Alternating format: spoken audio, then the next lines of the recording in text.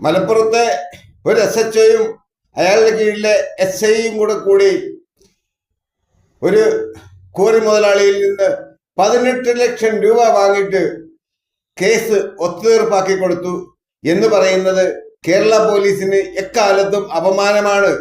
അതിലുപരി ആഭ്യന്തരമന്ത്രി പിണറായി വിജയന് അയാൾ ഭരിക്കുമ്പോൾ മാത്രമേ ഇങ്ങനെ സംഭവിക്കുകയുള്ളൂ.